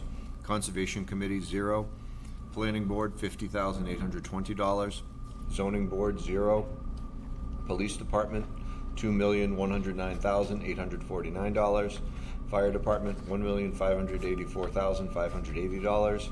Board of Health, $92,932. Building Inspector, $41,880. Highway Department, $846,745. Recycling Center, $125,000. Council on Aging, $1,000. Veteran Services, $122,200. Library, $413,145, for a total general fund value of $11,793,160. School assessment for DCRSD, $13,025,998. A Bay Path assessment of $1,217,886, for a total schools value of $14,243,884, and a total general fund and schools value of $26,037,044. State assessments at $53,114, bringing our subtotal to that point $26,090,158. Enterprise fund for sewer, $2,318,497. Enterprise fund for water, $2,459,799, for a total of $4,778,296. Total town budget with state assessments, $30,868,454. The total town budget without state assessments of $30,815,340. General fund budget revenue sources, taxation, real property, personal property taxes of $17,608,375. New growth of $150,000. Debt exclusions of $1,225,691. State aid reimbursements, $2,447,556. Free cash of $206. Stabilization fund, $252,676. Capital Stabilization Fund, $578,548. Local receipts of $3,986,155. for a total general fund revenue of $26,249,206. Enterprise funds revenue, water and sewer indirect fees to the general fund of $211,000. Water sewer fees and charges, $4,567,296, for a total enterprise value of $4,778,296. Grand total funding sources of $31,027,502. And the total budget expenses, including the town budget with state assessments, of $30,868,454, cherry sheet offset of $39,048, and overlay for abatements, exemptions, etc., $120,000, for a total budget of $31,027,502. Article 4, authorize revolving funds to see if the town will vote to establish fiscal year 2027 spending limits for the revolving funds set forth in Chapter 34, Section 34 and 34.5. Authorize revolving funds of the town's general bylaws as follows, or take any other action relative thereto. The revolving funds and annual spending limits as follows: animal care, $15,000; arrest warrant services, $10,000; Board of Health Education programs, $1,000; cemetery fees, $5,000; COA meals, $5,000; cruiser use and police details, $50,000; electric charging stations, $10,000; fire outside details, $25,000; fire penalties and violations, $7,500; firearms permit services, $20,000; genealogy service, town clerk, $3,000; gift shop, $2,000; highway cleanup, $50,000; gifts to town, $50,000; hazardous material collection, $9,000; inspectors, including fuel, gas, plumbing, and wire, $80,000; library lost books, $5,000; municipal hearings for the Board of Selectmen, $2,000; planning documents, $1,000; regulatory compliance, $75,000; tax title fees, $75,000; monitor testing, the former dump, $75,000; veterans bricks memorial, $6,000; website expenses, $3,000. Note the revolving funds are accounts set up for a specific purpose under Mass General Law, Chapter 44, Section 53E and 1/2. The revenues received into these funds are not considered a revenue source when calculating budgeted receipts, nor when computing the town's tax levy. Article 5, to see if the town will vote to transfer $360,000.00 from sewer retained earnings account 006000359000001 to the following accounts: $10,000 to sewer safety account 0060-440-5703-0000, $50,000 to sewer capital account number 0060-440-5870-0000, and $300,000 to sewer inspections and repair accounts, account number 0060-440-5704-0000, to fund the FY27 budget or take any other action relative thereto. Article 6, to see if the town will vote to transfer $75,000.00 from sewer retained earnings account number 0060-000-3590-0001 for the purchase of a vehicle and pertinences for the sewer department to replace a 2012 truck. Article 7, to see if the town will vote to transfer $60,000.00 from sewer retained earnings account number 0060-000-3590-001 to the sewer operating expense account number 0060-440-5700-0000 to balance the FY26 budget. Article 8, to see if the town will vote to transfer $250.00 from the PFAS settlement account number 0260000057802601 to water debt services account number 0061-450-5910-0000 to pay down the amounts of $146,625 and $60,425 for outstanding PFAS debts. Article 9, to see if the town will vote to appropriate, borrow, or transfer from available funds $100,000.00 or some such sum to pay all costs for planning purposes related to updating the town's lead service line inventory, water service line inventory update, for the town to comply with the 2024 lead and copper rule improvements, LCRI, requiring all public water systems, PWSs, to complete a baseline inventory of utility and customer-owned service lines connected to its distribution system and prepare a replacement plan by November 2027, and the payment of all other costs incidental and related thereto that meet to meet this appropriation.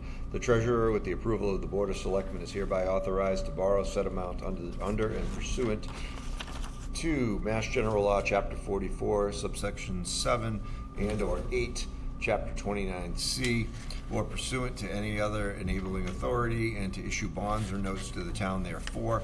All or any portion of this borrowing may be obtained through the Massachusetts Clean Water Trust, the trust, in accordance with Chapter 29C as amended of the general bylaws. The town administrator, the treasurer, are authorized to execute and deliver any and all agreements and other documents that may be required by the trust or by the Commonwealth of Massachusetts Department of Environmental Protection in connection with any financing to be obtained through the trust, or take any other action relative thereto. Article 10, to see if the town will vote to transfer $60,000.00 from water retained earnings account number 0061000359000000 to the following accounts. $10,000 to water safety account number 0061450582000000, $50,000 to water capital account number 0061450587000000, account to fund the FY27 budget. Article 11, prohibited areas pursuant to Mass General Law, Chapter 269, Section 10, K2I, exempt municipal buildings, grounds, or parking areas, to see if the town will vote pursuant to Mass General Law, Chapter 4, Section 4, to exempt town administrative buildings or offices, grounds, or parking areas thereof from being classified as a prohibited area for the possession of firearms as outlined in General Law, Chapter 269, Section 10K2I, or take any other action relative thereto.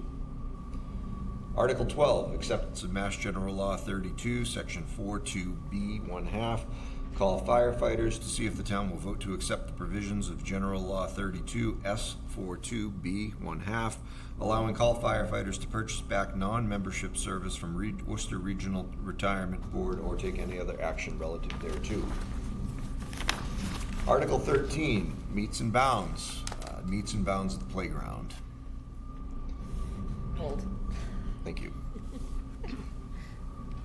Article 14, acceptance of Mass General Law, Chapter 138, Section 33B, sales of alcoholic beverages by on-premise licensees on Sundays and certain legal holidays, to see if the town will vote to accept the provisions of General Law, Chapter 138, Section 33B, which section allows the Board of Selectmen, acting as the town's local licensing authority, to authorize the General Law, Chapter 138, Section 12 licensee, an entity licensed to sell alcoholic beverages for on-premises consumption, to sell such beverages between the hours of 10 a.m. and 12 noon on Sundays, the last Monday in May, and on Christmas Day, or on the day following when said day occurs on Sunday, or take any other action relative thereto. Article 15, fund revaluation services for real estate and personal property, to see if the town will vote to raise and appropriate, borrow, or transfer from available funds the sum of $12,000.00 to fund the cost of the recertification of real estate and personal property values for FY 2028, as required by the Commonwealth's Department of Revenue. Article 16, fund cyclical inspections, to see if the town will vote to raise and appropriate, borrow, or transfer from available funds the sum of $21,000.00 or other sum to fund the cost of the cyclical inspections of all properties in town that have not been inspected in the past 10 years for FY 2027, as required by the Commonwealth's Department of Revenue, or take any other action relative thereto. Article 17, to see if the town will vote to raise and appropriate, borrow, or transfer from available funds the sum of $120,000.00 from water retained earnings account number 0061000359000000 for the purchase of a WOX valve maintenance trailer and valve maintenance skids for lead service line inventory project. So if we could just go back to Article 13 briefly. What? So, Madam Chair, well, it's just, yeah, so as part of the motion, I'm gonna ask that you do like we usually do and give me the latitude to have, To update the legal language of counsel. legal, yeah. And so right now, we literally had the playground, which we have to have surveyed because it's part of the inventory for our recreational land. We just don't have the results back. So even if we post this warrant when you voted tonight, I'm gonna just post it as an addendum, and Michelle Randazzo will just craft it, so see addendum, and all it will be is basically the meets and bounds spelled out for the town to accept as recreational land. Okay, perfect.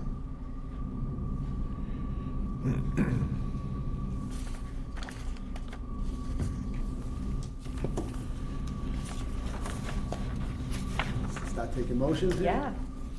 Let's do it. All right. So we have Article 1. So the whole, catch my breath. Does anybody want to make a motion on a recommendation for Article 1?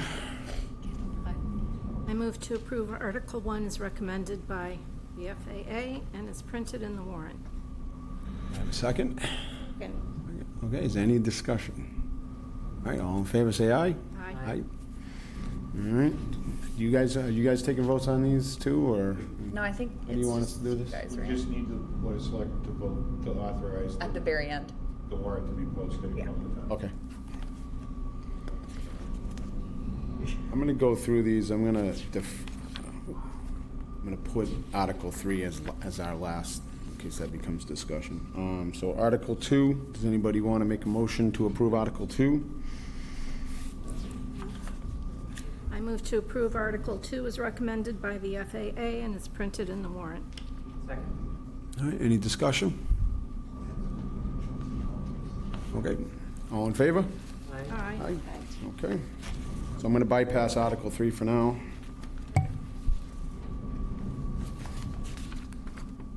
And go to Article 4. You do it. I don't have access to a couple of them. They're missing from my, Oh, I move to approve Article 4 as recommended by the FAA and is printed in the warrant. Okay, second. second. Do we have any discussion on this one?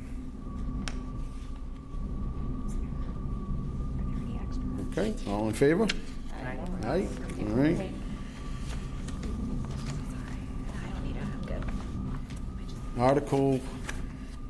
Article 5 is a Water and Sewer Commissioners article.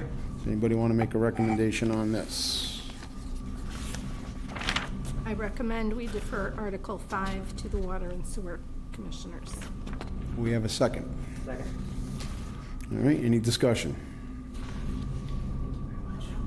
Nope. All in favor, say aye. Aye. Aye. All right. Article 6. Anybody have any recommendation for this? I recommend we defer the action to the October 2026 special town meeting, if recommended by Capital Improvement Committee. Okay, do we have a second? Second. All right, any discussion? Discussion at all? No? Okay, all in favor, say aye. Aye. Okay. We on Article 7 now? Yep, I Article 7. recommend we defer Article 7 to the Water Sewer Commissioners. Yep, Second. second, any discussion? All right, all in favor, say aye. Aye. All right, Article 8. I recommend we defer Article 8 to the Water and Sewer Commissioners. Second. Any discussion? All in favor, say aye. Aye. All right, then we get Article 9. I recommend we defer Article 9 to the Water Sewer Okay. Commissioners. Second.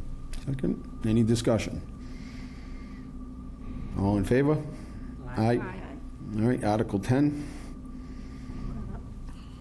I recommend to defer Article 10 to the Water Sewer Commissions. All right. We have a second, any discussion? All in favor, say aye. Aye. Aye. All right, Article 11. I recommend to defer Article 11 to the Police Right. Second. Is any discussion? Seeing none, call vote. Aye. Aye. Article 12. I would recommend to defer Article 12 to the treasurer collector. Second. All right. Any discussion? All right. All in favor? Aye. Aye. Article 13. Which I'm missing a bunch of it. I recommend we wait until we have the full verbiage here. Okay. I don't know what meets and bounds means. All right. So we have a motion to put this on hold till our next meeting. Is that- Yeah, and just through the chair, the meets and bounds are just the survey layout, the posts that are put in to show what the footprint of the playground is. Oh, okay. Is this a selectman's? Yeah, the selectmen can make that motion. Defer to the Do you selectmen. want to defer? Does anybody want to consider having the selectman make the motion? Or deferring to selectmen? Defer to select. Great. All right, so we'll need a motion for that. Motion to defer Article 13 to the selectmen. Okay. Second. Any discussion on that? All right. It's easy to defer everything. Article 14.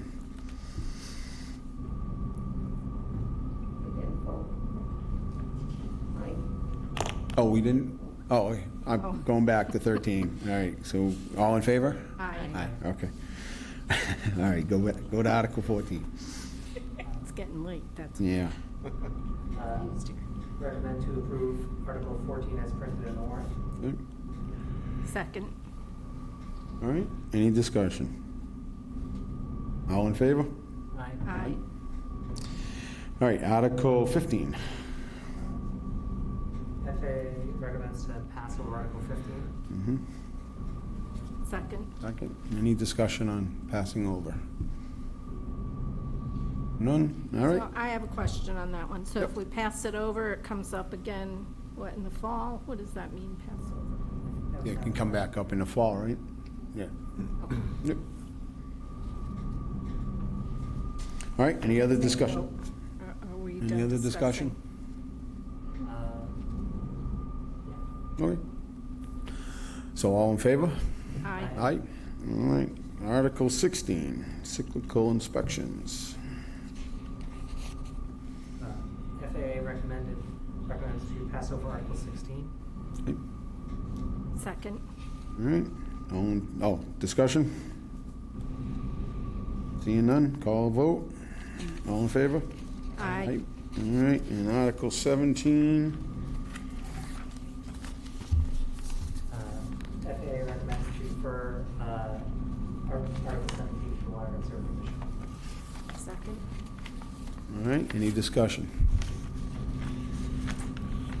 All right, seeing none, all in favor, say aye. Aye. Aye. All right, we're gonna go back to Article 3. Don't mind, I have not made a motion yet, so I would like to make a motion on this one, on Article 3.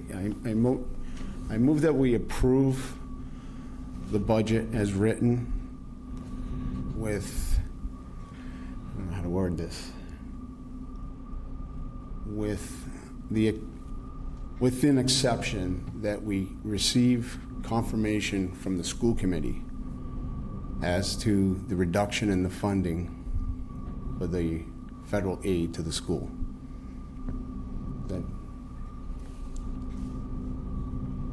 That sound all right, John? Yeah. I'll approve it, but I want to get something in writing from the school committee explaining exactly why they're reducing their federal funding revenue by 25% across the board. Okay. Is there any discussion on that?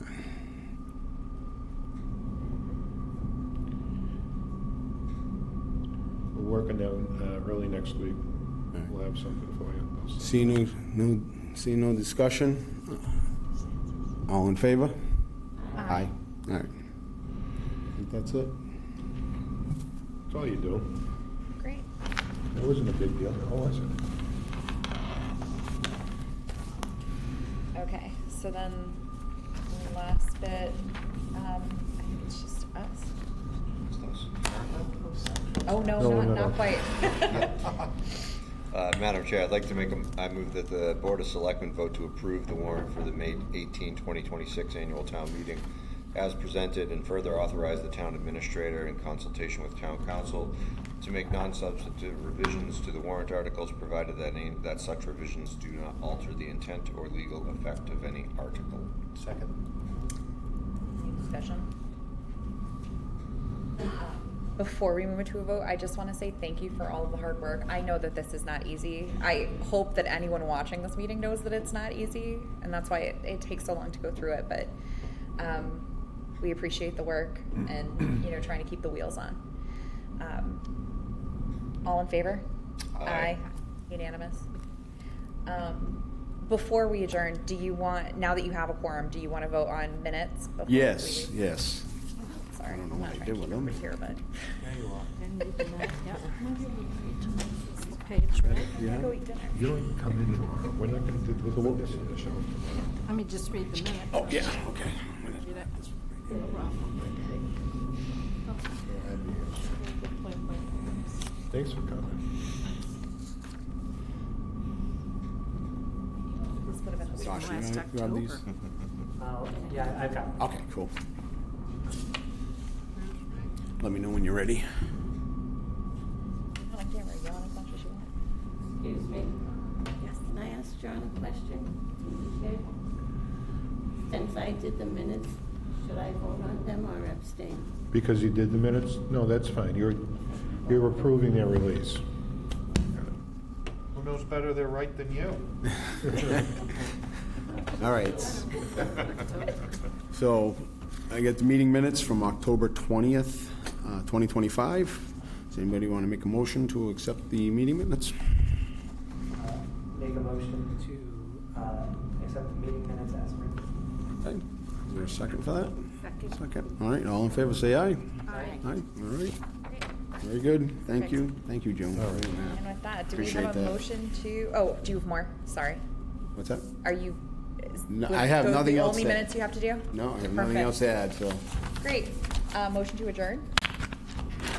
So moved, everyone's looking at me. Seconded. I'm just looking down the line. All in favor? Aye. Thank you, everybody. Thank you.